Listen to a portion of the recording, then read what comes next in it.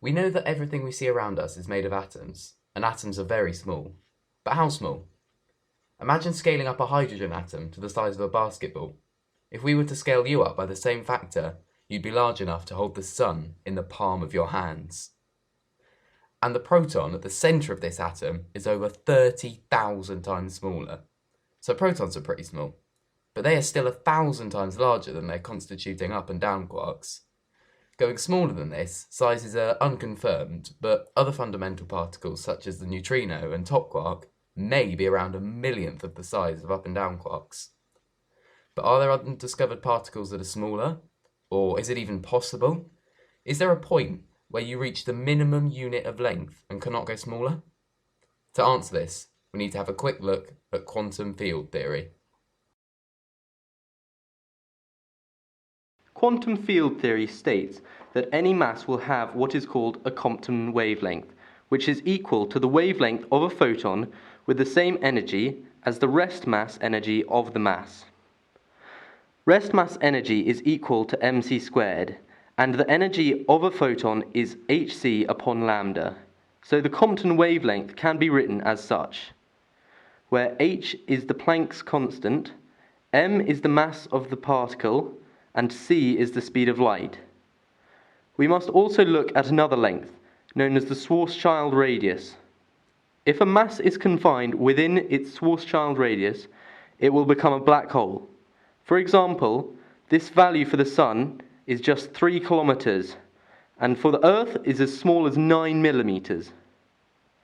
This can be written as such, where g is the gravitational constant, and as always m and c are the mass and speed of light respectively. You're probably wondering why this is relevant, but when we make m a certain value, the Compton wavelength and the Schwarzschild radius become equal. This value is 1.61 times 10 to the minus 35, and is said to be the smallest possible distance in our universe. It is called the Planck length.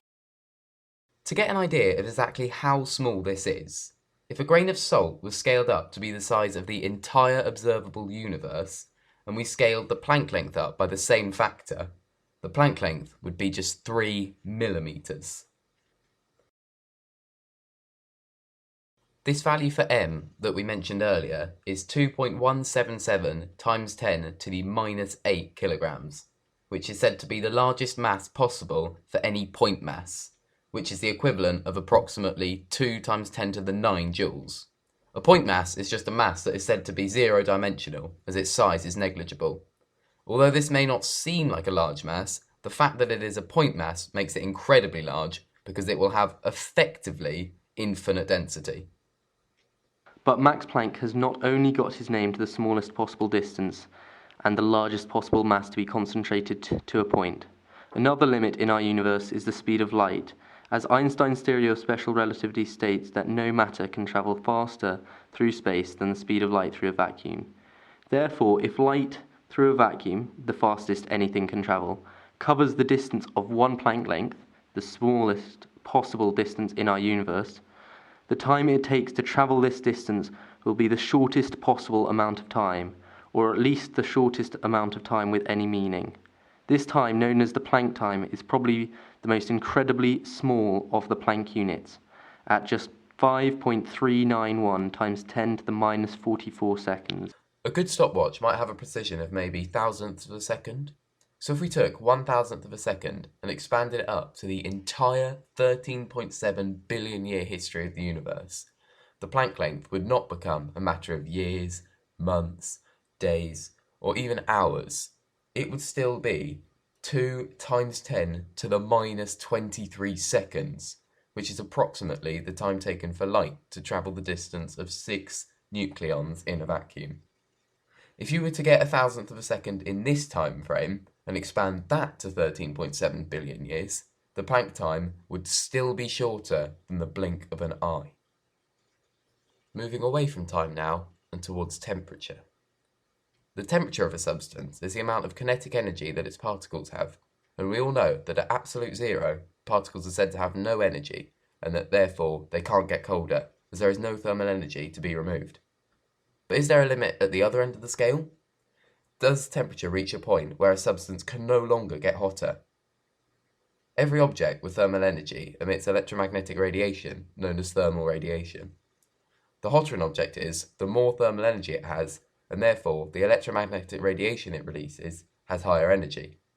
Waves with higher energy have a shorter wavelength, so the hotter an object is, the shorter the wavelength of its thermal radiation. Thermal cameras work by detecting infrared radiation and displaying it as visible light. This is because as long as objects do not approach absolute zero or exceed a couple of thousand degrees Kelvin, the thermal radiation released will be in the infrared spectrum. For an object to emit visible light, it would have to be between 4 to 7,000 Kelvin. So as objects get hotter and hotter, the wavelength of its electromagnetic radiation will continue to decrease until you reach 1.417 times 10 to the 32 Kelvin, where the wavelength is equal to 1 Planck. And this temperature is called, you guessed it, the Planck temperature. Theoretically, to heat 1 litre of water up to this temperature, you would need more energy than the total output of the sun in a week.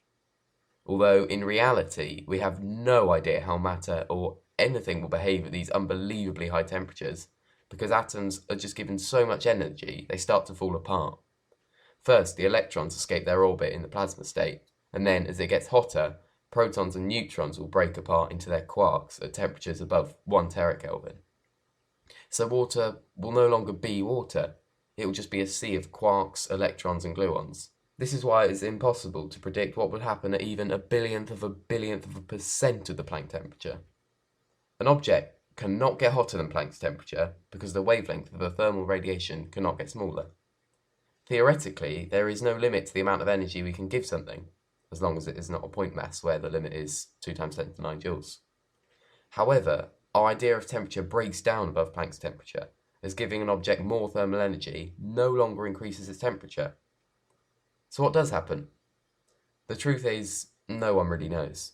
Quantum mechanics has many unanswered questions, which can be frustrating, but also very refreshing to know that in a world where it seems like we know more and more, and there is becoming less and less to discover, there is still a whole area of physics in which there is so much to learn and discover. What is the true shortest distance, largest mass, shortest period of time, or highest temperature that is possible?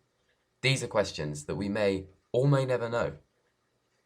To quote Richard Feynman from the book The Character of Physical Law, I think I can safely say that nobody understands quantum mechanics.